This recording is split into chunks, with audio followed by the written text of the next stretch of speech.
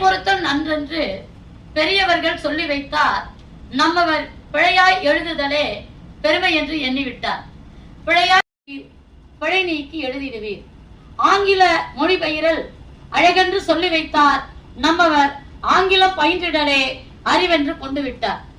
ஆங்கிலம் பயிலுவதில் அனைவருக்கும் நன்மையே, ஆன்றோர் சொல் அறிந்திடவே அழகுதமிழ் பயின்றிடுவீர். கனவுகள் காண்கவென்று கலாமும் சொல்லி வைத்தார். நம்மவர் வீக்கனவு காணுவதில் விளைவில்லை தோழர்களே. கனவுகள் நனவாக கடினமாய் உழைத்திடுவீர். புதுமைகள் புனைகவென்று புலவர்கள் சொல்லி வைத்தார்.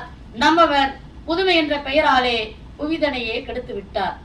புதுமைகள் புனைவதில் புகழ் தேடும் தோழர்களே, புதுமையில் பயனுடைய புனைந்திட முனைந்திடுவீர். பிள்ளைகள் வயதறிந்து பள்ளி செல்ல சொல்லி வைத்தார். நம்மவர் பெற்றோரின் அன்புதனை பெரிதாக நினைப்பதில்லை. தவறென்று தெரிந்த பின்பும் தந்தை சொல் கேட்பதில்லை. தனக்குவமை இல்லாத தாய் அன்பை மதிப்பதில்லை. பெற்றவர் கடமைதனை கற்றவரும் சொல்லி வைத்தார். நம்மவர் உற்றதுணை ஏதுமின்றி பெற்ற பிள்ளை வாடுகின்றார். கற்றதன் பொருளுணர கை கொடுக்கும் தாய் தந்தை கைப்பொருளை தேடுகின்ற கடல் தாண்டி சென்று விட்டார். பிள்ளைகளை திருத்துதற்கு பிறம்பதற்கு என்று சொன்னார். நம்மவர் பிள்ளைகள் மனமெங்கு பேதமை கொண்டதிங்கே. கள்ளத்தனம் கொண்டு விட்ட காளையரை திருத்துதற்கு கடின சொல்லும் பயனின்றி காலங்கள் கழிவுதுங்கே. நான் ஆசிரியர் இல்லையா?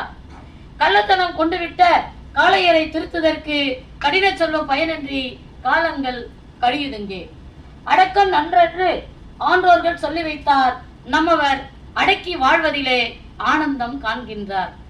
அடங்கி வாழ்வதிலே ஆற்றல் குறை ஒன்றுமில்லை. அடக்கம் கொண்டவரை அலட்சியம் செய்யாதீர். ஒழுக்கம் விழுப்பம் என வள்ளுவரும் சொல்லி வைத்தார். நம்மவர் ஒழுங்காய் வாழ்பவரை ஒரு பொருட்டாக தாமதியார். ஒழுக்கத்தால் சிறந்தவர்கள் உலகத்தில் உயர்ந்தவர்கள். ஒழுக்கத்தை போற்றிடலே உயர்வென்று வாழ்ந்திடுவீர். உழைத்து வாழ்ந்திடலே உயர்வென்று சொல்லி வைத்தார். நம்மவர் உழைக்க மனமின்றி ஊதியத்தை தேடுகின்றார். உழைப்பவரை இனம் கண்டு உயர்த்திடல் நன்றென்றால் உங்களுக்கான பணி. உழைப்பவரை இனம் கண்டு உயர்த்திட நன்றென்றால் உழைப்பாளி யாவருமே ஓரணியில் சேர்ந்திடுவீர். சேர்ந்திருக்கோம் இல்லையா? உழைப்பாளர் யாவருமே ஓரணியில் சேர்ந்திடுவீர் அப்படிங்கிறது மாறிக்கொண்டிருக்கும் மனித போக்கு பற்றிய ஒரு கவிதை.